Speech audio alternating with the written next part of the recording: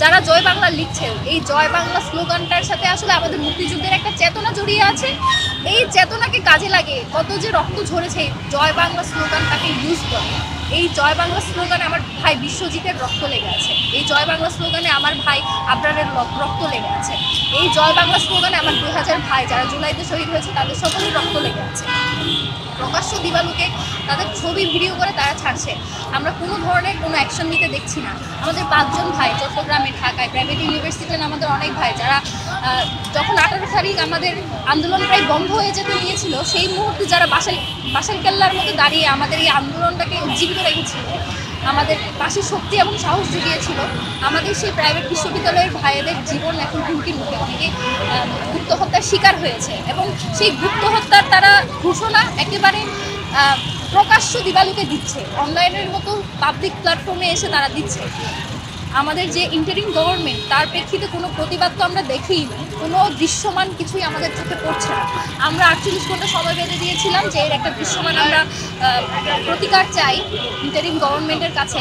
আপনি যতই সীমাবদ্ধতার কথা বলেন, 5 মাস সময়ের হয়ে যাওয়ার পরেও এই যে সীমাবদ্ধতাগুলো কাটিয়ে উঠতে পারছে না, এর দায়িত্ব ছাত্র জনতার হবে। আপনাদের তো আমাদেরকে কেন বলতে হবে বারবার যে আমরা বিপ্লবী গার্ড কেন গঠন করব? আমরা কিসের জন্য বেতন দিই? এই দেশের সরকারকে, এই দেশের যারা আইনশৃঙ্খলা বাহিনী আছে তাদেরকে আমরা কেন বেতন দিই? আমরা নিজেরা জীবন এখানে বিপন্ন করবো বলে, আমরা নিজেরা রেভলিউশনারি গার্ড তৈরি করবো বলে? এসব তো আমাদের দায়িত্ব না। আমাদের যেটুকু দায়িত্ব ছিল দেশের জনগণ হিসেবে, সাধারণ মানুষ হিসেবে আমরা জুলাইতে সেটা করেছি। আমরা স্বৈরাচার হাসিনার মতো একজন গেড়ে বসে স্বৈরাচারকে আমরা পালিয়ে যেতে বাধ্য করেছি।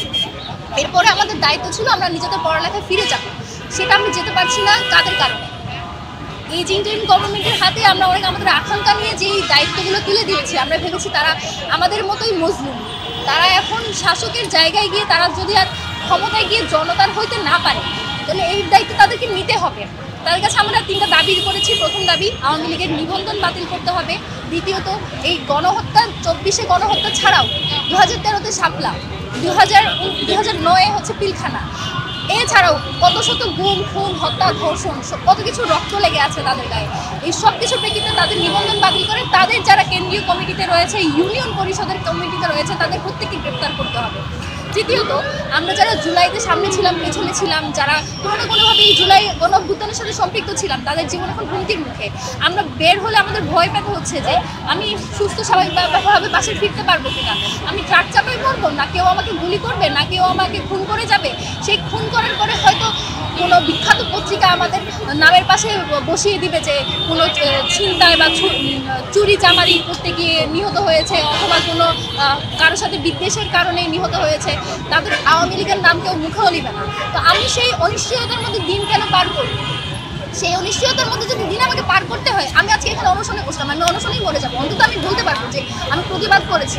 সেই জায়গা থেকেই আজকে আমরা এখানে এসেছি এবং আমাদের 3 দফা দাবি, আমরা 3টা পর্যন্ত সময় দিয়েছিলাম যে একজন উপদেষ্টা এসে আমাদের কাছ থেকে আমাদের দাবিগুলো শুনে যাবেন। তারা আমাদেরকে তাদের কাছে যাওয়ার প্রস্তাব করেছেন। আমাদেরকে কেন তাদের কাছে যেতে হবে? কেন তারা ছাত্রদের কাছে আসতে পারবে না? তারা তো এই রাজপথ থেকেই তারা সেই ক্ষমতায় গিয়েছে। এখন তাদের রাজপথে আসতে সমস্যা কোথায়? আমাদের কাছে প্রধান উপদেষ্টার একজন প্রতিনিধি এসেছিলেন এবং তার কাছে স্মারকলিপি দিতে বলা হয়েছিল। আমরা সে প্রস্তাব প্রত্যাখ্যান করেছি। আমাদের যদি স্মারকলিপি যদি দিতেই হয় কারো হাতে, সেটা আমাদের যদি গিয়ে দিতে হয়, সেটা আমরা প্রধান উপদেষ্টার হাতে দিব। অন্যথায় কোনো একজন উপদেষ্টা সরকারের পক্ষ থেকে এসে আমাদেরকে আশ্বাস দিবেন যে আমাদের দাবিগুলো কতদিনের মধ্যে মানা হবে, আমাদের নিশ্চয়তা দিবেন, তারপর আমরা এগিয়ে যাব। সব জায়গায় দাবেদার বসানো একটা স্বৈরাচারকে আমরা ছুটিয়েছি। সেই স্বৈরাচার হটানোর জন্য আমাদের ত্যাগনীতিকা খুবই কম ছিল। সেই সময় আমাদের দিন কেটেছে প্রত্যেকটা দিন সংখ্যায়। আমরা প্রত্যেকদিন ভয়ে থাকতাম, এই বুঝি আমাদের রেড হবে, এই বুঝি গ্রেপ্তার হবো, এই বুঝি আমার কোনো কারো ছুরি বা কারো তরবারির কোপেতে আমার মৃত্যু হবে, এই বুঝি গুলি খেয়ে মরে যাবো। সেই রকম একটা আতঙ্কিত দিন আমরা পার করেছি। এই সব আতঙ্কের পরে যখন আমাদের 2000 ভাই শহীদ হলো, আমাদের 20,000 ভাই আহত হলো, তাদের এই যে ত্যাগের বিনিময়ে এবং আমাদের যারা সাহসী ভাই বোন রয়েছে তাদের এই যে এত কিছু ত্যাগ করার বিনিময়ে আমরা আজকে যে স্বাধীনতাটা পেয়েছি, সেই স্বাধীনতার প্রেক্ষিতে যে সরকার আমরা গঠন করেছি, সেই সরকার তার দায়িত্ব আসলে কতটুকু পালন করছে তা কিন্তু প্রশ্নবিদ্ধ। দেখুন, আমরা 6 আগস্ট 7 আগস্ট আমরা নানা ধরনের গুজব, নানা ধরনের হুমকি ধামকি অনেক কিছু সহ্য করেছি।